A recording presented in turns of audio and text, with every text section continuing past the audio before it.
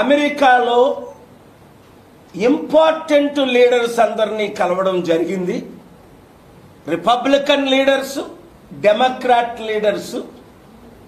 వారితో ముఖ్యంగా India Pakistan tensions గురించి, అతి త్వరలో టెర్రరిజం పేరుతో యుద్ధం ప్రారంభం అవడం గురించి,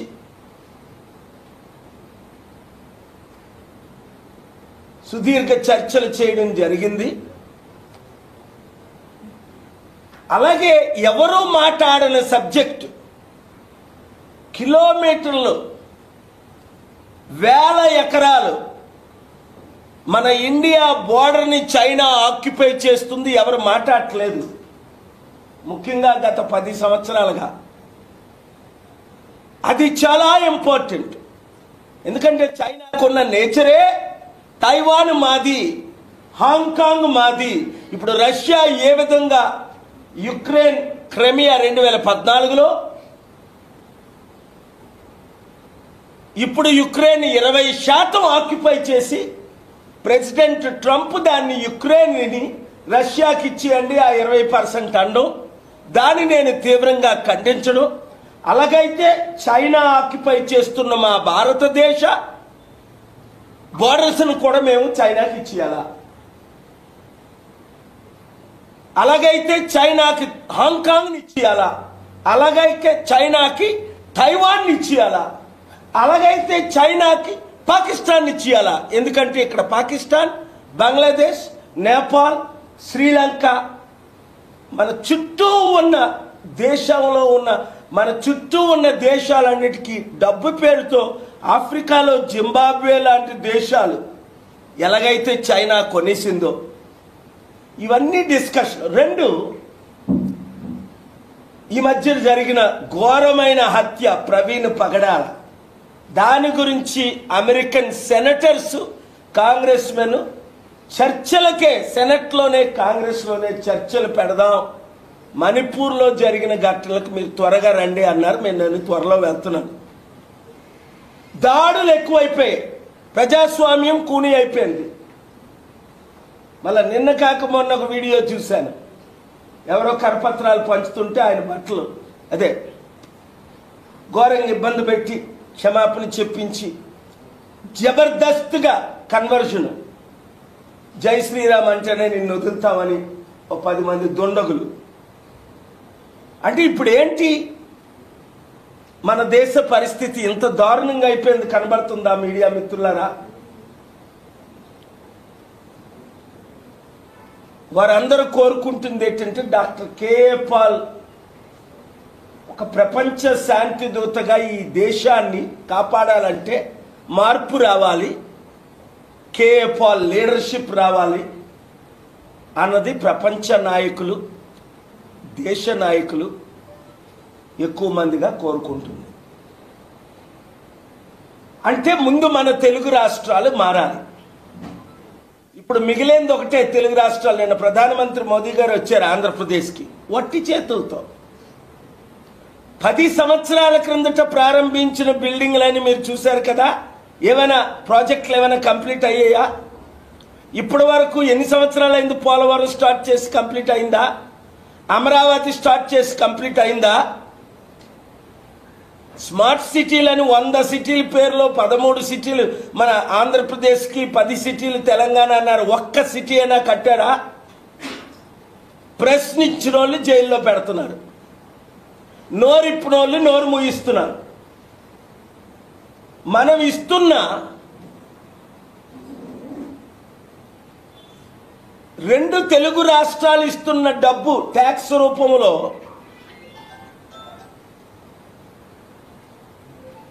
లక్ష కోట్లు అయితే వారు మనకి అన్ని విధాలా తిరిగిస్తుంది 40,000 కోట్లు మాత్రమే. అదే గుజరాత్ 1,00,000 కోట్లు ఇస్తే 7 లక్షల కోట్లు గుజరాత్కి తిరిగిస్తున్నారు. ఈ సంగతి సాధారణ ప్రజలకు అర్థం అవట్లేదు. అందుకే మీడియా మిత్రులు నేను మాట్లాడుతున్నాయి మీరు హైలైట్ చేసి చూపిస్తుంటే ప్రజల మనోనేత్రాలు తెరవబడుతున్నాయి. ఇక్కడున్న 2 తెలుగు రాష్ట్రాల్లో ఉన్న అన్ని పార్టీ నాయకులు మోదీకి తొత్తులే, ప్రశ్నించలేరు. లేదు అంటే ప్రశ్నిస్తే ఓటుకు నోటు కేసులో అక్కడ ముఖ్యమంత్రిని ఇక్కడ ముఖ్యమంత్రిని ఇమీడియట్గా జైల్లో పెడతారు. లాలూ ప్రసాద్ని పెట్టినట్టే, జయలలితను పెట్టినట్టే, కేజ్రీవాల్ని పెట్టినట్టే, మమతా బెనర్జీ అనేక మంది ఎమ్మెల్యేలు ఎంపీలు పెట్టినట్టే ప్రశ్నించిన ప్రతి నాయకుడిని జైల్లో పెడతారనే భయంతో అక్కడ చంద్రబాబు నాయుడు, ఇక్కడ రేవంత్ రెడ్డి, కేసీఆర్, కేటీఆర్ ప్రశ్నించడమే మానేశారు. హైకమాండ్ ఆర్డర్స్ మోదీ గవర్నమెంట్ నుంచి ఏదొస్తే అవే ఫుల్ఫిల్ చేస్తున్నారు. ఒక విషయం మాత్రం నేను పిలుపునిస్తున్నాను మన 2 తెలుగు రాష్ట్రాల తెలుగు ప్రజలకు. ఈ మోదీ తొత్తులను వచ్చే ఎలక్షన్లో మీరు చిత్తుగా ఓడించాలంటే, అభివృద్ధి చేయాలంటే, మన దేశాన్ని మన రాష్ట్రాల ద్వారా, అప్పుడు ఎన్టీ రామారావు ద్వారా, పివి నరసింహరావు గారి ద్వారా 42 ఎంపీల్లో 35, 36, 38 ఒకసారి రాజశేఖర రెడ్డి టైంలో గెలిచినప్పుడు ఏ విధంగా, అలాగే 95 నుంచి 2004 వరకు చంద్రబాబు టైంలో ఏ విధంగా 35 నుంచి 38 ఎంపీలు గెలిచినప్పుడు దేశాన్నే మనం తెలుగు రాష్ట్రాలు శాసించాయో, ఆ పాలన లేకుండా చేయడానికే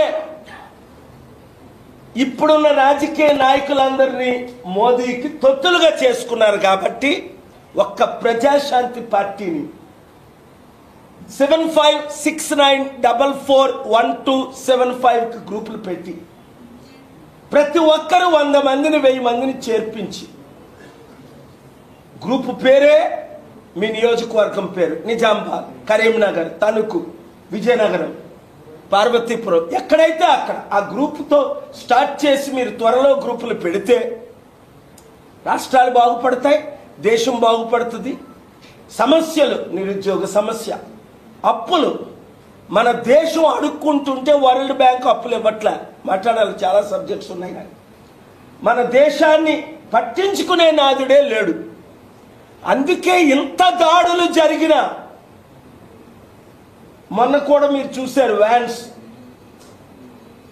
American vice president, American spokes persons మనకి సపోర్ట్గా మాట్లాడలేదు. ఏదో మన ఇండియాయే పాకిస్తాన్తో యుద్ధంకి వెళ్తున్నట్లు వాళ్ళు మాట్లాడే తీరు, దాన్ని తీవ్రంగా నేను ఖండించాను. మన లీడర్స్ వీక్గా ఉండబట్టే దాడులు, మన లీడర్స్ వీక్గా ఉండబట్టే ప్రపంచంలో మనం వీక్ అయిపోయాం. చైనా ఆక్యుపై చేస్తుంది, మన దేశం సర్వనాశనం అయిపోయింది. ఇప్పుడే నా యువతీ యువకులందరూ, నిరుద్యోగులు, ఉద్యోగులందరూ, కార్మికులు, కర్షకులందరూ కులాలకు మతాలకు అతీతంగా ఈ హిందూ క్రిస్టియన్, హిందూ ముస్లిం పెడుతున్న గొడవలు మానేసి ఇవి రాజకీయ కుట్రని తెలుసుకొని మీరు మార్పు తీసుకురండి, ప్రజాశాంతి పార్టీని గెలిపించండి. ఇప్పుడైనా మనకు సమయం ఉంది ఈ రాష్ట్రాల్ని, దేశాన్ని సేవ్ చేయడానికి. Thank you very much.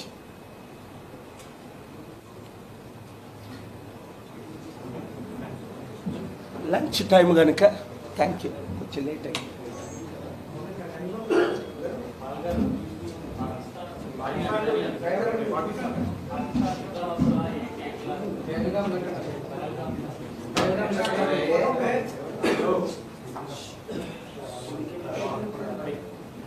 నేను క్లియర్గా చెప్పింది అదే అండి.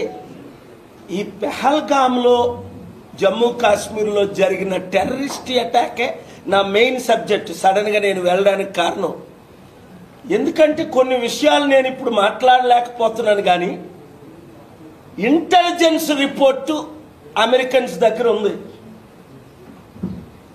ఎవరు చేయించారు ఈ దాడులు, ఎవరు చేశారు, దీన్ని దేని కొరకు ఎవరు ఎలా చేశారు అన్నది వాళ్ళ దగ్గర ఉన్న ఇన్ఫర్మేషన్.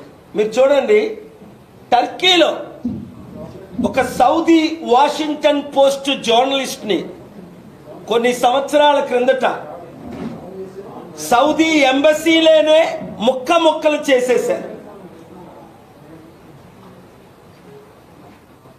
ప్యాక్ చేసి పంపించారు. అది చేయించింది ఎవరు? Saudi government. చేసింది ఎవరు? వాళ్ళ మనుషులే ప్రైవేట్ ప్లేన్లో వచ్చి. ఇంత ఇన్ఫర్మేషన్ ఇచ్చినా ట్రంప్ మాత్రం, ప్రపంచం అంతా దాన్ని ఖండించింది, కానీ ట్రంప్ మాత్రం ఆ సౌదీకే బిలియన్స్ ఆఫ్ డాలర్స్ తీసుకొని సౌదీని కాపాడాడు. అంటే వాడు ఎంత పెద్దోడైనప్పటికీ, నా మిత్రులు అయినప్పటికీ, రాజకీయ కుట్రలు ఏంటంటే డబ్బుతో ఎవరినైనా కొనియొచ్చు. చట్టాలనే ఈరోజు డబ్బుతో కొనేస్తున్నారు చాలా మంది. అందరు జడ్జిలు అమ్ముడు పోకపోయినా కొంతమంది జడ్జిలు